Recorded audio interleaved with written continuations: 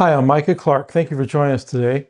We have a special guest. Before I get to our guest today, I want to mention something. I was at a Right to Life banquet on Tuesday with Right to Life of Southern Indiana. I spent the day with the Lieutenant Governor and his Deputy Chief of Staff, both good friends. We spent the day traveling and visiting a few places, and then he spoke that evening. And that night, I had spoken to that Right to Life banquet last year, and so they asked me to come back. And at the end, they gave myself, the Lieutenant Governor, Micah Beckwith, and Mike Fichter of Indiana Right to Life an award. I wanted to show it to you. It's kind of unique.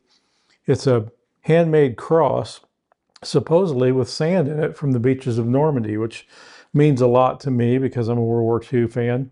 I love World War II history, but the reason I show this to you is, occasionally I'll get a gift or an award when I'm speaking or for something AFA has done, and I wanted to show you that because I don't think of that as anything I've done.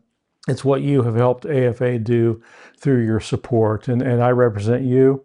I know when I speak at the State House, I'm representing hundreds or thousands of people who share our values. And so this is an award that was given to me that you helped me receive for our pro-life work. And so appreciate that. And just want to say thank you for your support. Last week in our weekly email, I mentioned something called a special project that we were wanting to do at AFA. And I asked people to email if they wanted to know more about that to donate. And again, thank you, because within 3 days we had raised the money we wanted for a special project. And I'm very excited to announce today what that's about. You're going to be seeing a young lady named Rachel Cooper who's joining us today. We've hired Rachel to work with us on reaching young people through podcasts and social media. So I wanted to have Rachel on today. Now, her video is not working, so you'll just see her picture today. You will be seeing a lot more of her on video and through podcasts and audio on social media, different avenues that young people use that you may not, but we're going to reach out to those. And I saw Rachel on a TV clip for a Charlie Kirk event at IU Indy, where she's the chapter president of Turning Point. And I was so impressed with her that thankfully one of my board members who sent me the clip said, hey, I know this young lady. And so I reached out to her. She was very excited about coming to work with us a little bit as a student on a limited time basis, but with time she could give to us to help us reach young people. And your support is helping us do that. So I'm excited to introduce to you today Rachel Cooper. Rachel, thank you for joining us. Hi, I'm super excited to be here. Well, we're excited about having podcasts. What we call it, we don't know yet. Maybe AFAIN podcast with Rachel Cooper, or we may come up with some better name for that. But we're glad to have you on board. It's been an honor to get to know you a little bit. I wanted to kind of just use this short video today to kind of introduce people to you and give a little bit of your background as you come as one of our staff at the American Family Association of Indiana. So Rachel, tell us a little bit about your background and then what you've been doing on campus. But first, tell me about your background, who you are, and how you've become a leader already in conservative and other issues. Yeah, so I was born and raised in Indiana, lived in a couple different towns that my family's from around Brown County area, and I was homeschooled my whole life. So because of that, I've got a lot of really strong conservative upbringing roots with that. And then in high school, I did competitive speech and debate. I did public speaking for 6 years and debate for 3 years. And that just really ingrained a very, very strong sense of love for truth and love for logic and reasoning and common sense and the values that we hold dear as Christians. And so because of that, when I got on campus, I immediately got involved with the pro-life group that we have called Life Defenders. And about after 1 year of being involved with that, I started serving as the vice president. And then I also started the Turning Point USA chapter at IU Indianapolis. And I have just seen the way that the Lord has prepared me through being homeschooled, through my extracurriculars in high school, come to fruition that I could make an impact on campus. And that has been such a blessing and so exciting. Well, Rachel, since the death of Charlie Cooper, and again, Charlie Kirk, again, Rachel Cooper, Charlie Kirk, I saw your turning point vigil for Charlie's death and his passing. What has happened on campus since the assassination of Charlie Kirk? Have you seen an uptick in interest among young people? What type of reactions did you see among young people? Something really interesting I think has been happening in my generation and my age group, even over the past couple of years, because when I first got on campus, no one was conservative. You did not talk about being conservative. It was very much fringe groups on the outset. And little by little, people started kind of waking up, and I started having people come up to me and say, hey, I saw this Charlie Kirk guy on my YouTube Shorts feed, or I saw, this other podcaster, Brett Cooper, on my feed. What's this about? What do you think about this? And slowly, people started having more interest until September 10th. And at that point, the day that Charlie died, I had text messages flooding my phone, people saying, I want to come to the prayer vigil. I want to get involved. I've had enough of this. And people just really, really, really realizing that this is the turning point. So before Charlie Kirk's death, we had about 30 members on our GroupMe. We have almost 100 now. Okay. We have people, coming from all over the campus saying, hey, I want to get involved. I want to donate. I want to be on the executive board. How can I help? And so this is the time where this generation has woken up and realized that this is a spiritual battle, and this is a battle that we have to fight. It is our battle.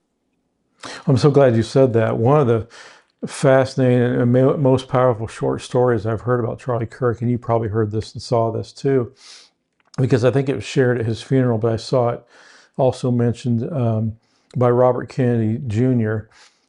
He was saying that his niece was going to college in Europe, and her mom saw that she'd packed a Bible, and she asked his niece, what's this about? She said, I want to live like Charlie Kirk lived. I thought that was so powerful. But are you seeing also, I know it's hard to maybe measure, do you think there's a spiritual revival taking place a little bit as well? Or maybe people are more courageous about their faith in Charlie's passing? Yes, absolutely. I've talked to multiple people in my own personal life that have said they have started going to church after Charlie Kirk died for the first time. And that's just people who have talked to me, not even, people that I've heard about through friends or on social media. But I do think a lot of my other close friends who are already Christians have expressed to me that, I'm tired of sitting here and not saying something. I want to speak up. I need to speak up. We all have to speak up because Charlie's gone. And now there's 1,000 Charlies in his place. Mm-hmm. Well, what are some of the issues young people are interested in that you've heard in your work through the pro-life arena and through Turning Point on campus and just your general interaction with people in Gen Z? What types of things do you think are big issues that you might address on your podcast of interest to young people? Yeah, I think a really big issue for a lot of people is just the culture war that we have going on, and a lot of the trans stuff. And a lot of that is really specific to my university because there is a lot of the transgender ideology war happening at Indiana University, Indianapolis, that is kind of shoved down our throats constantly. And so I think that's a really big issue for a lot of people, but also, especially for a lot of young conservative Christians, the pro-life movement. We've done a really good job here in Indiana, but we still have a long ways to go. We still have chemical abortions being mailed to everyone that asks for them in Indiana. And we still have young teenage girls without parental consent being, shipped from an Indiana abortion clinic to Ohio, to Illinois, to wherever. And so there is still a battle there. And I think, Christians are very, very concerned about that because there's a lot of harm being done. I've seen some research. Some of the research on Gen Z is really fascinating right now.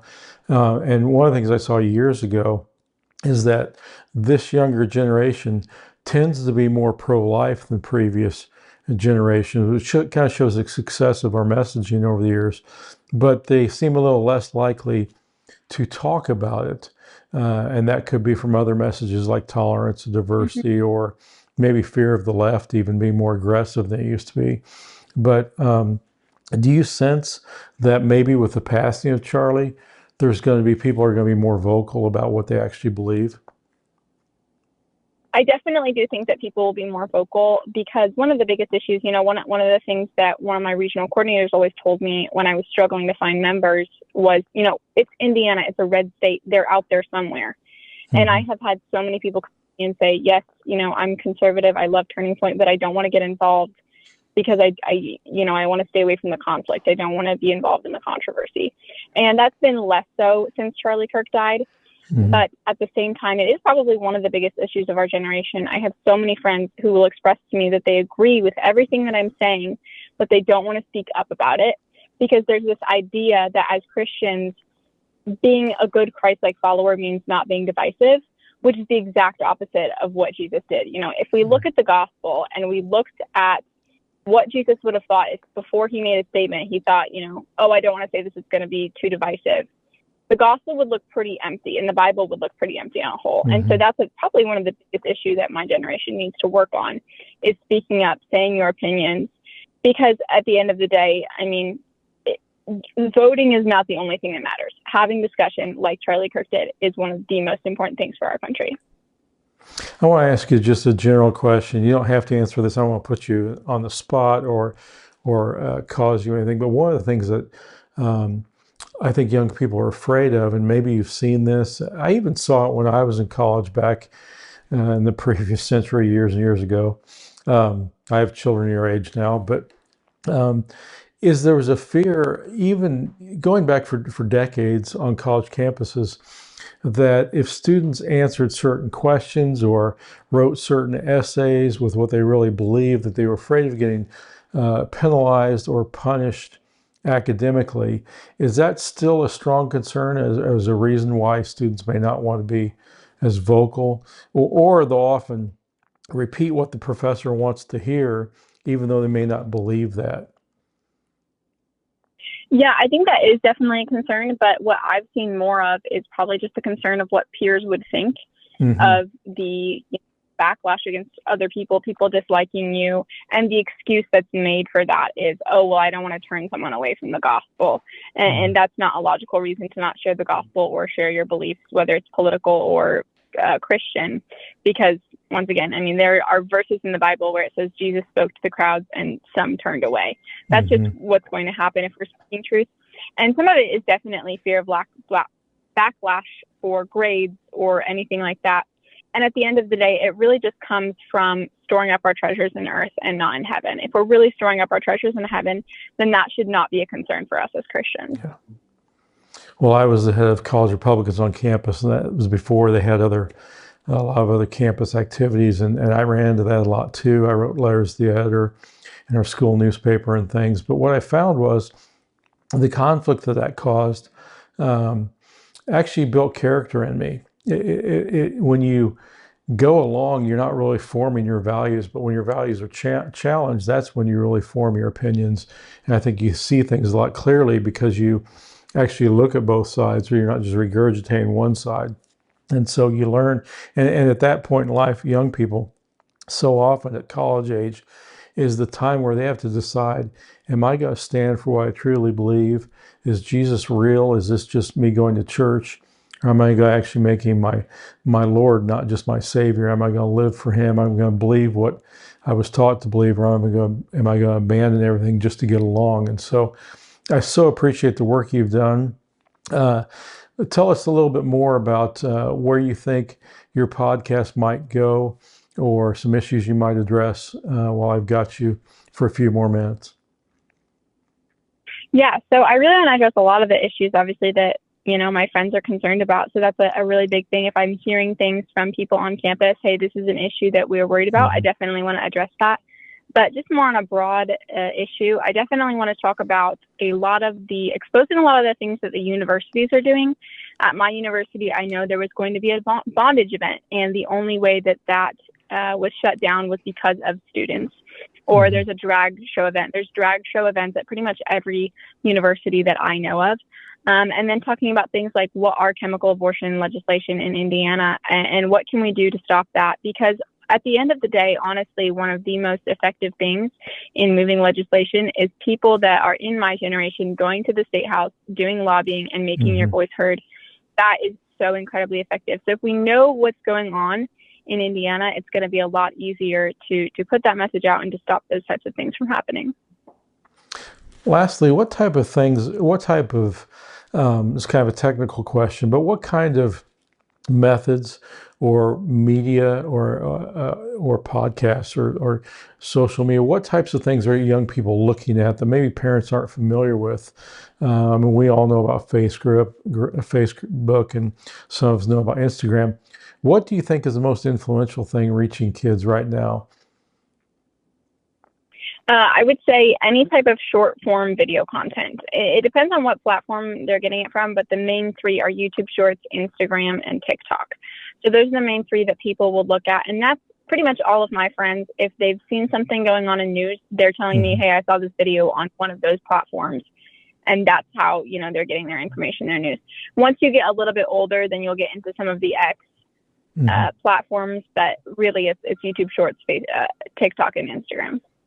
That's probably a consequence of our information age where things are coming at us so fast and furious that if you can get someone's attention for 30 seconds or 90 seconds, that's much more effective than reading an article or watching a 30-minute news interview. People don't have time for that. So that makes a lot of sense.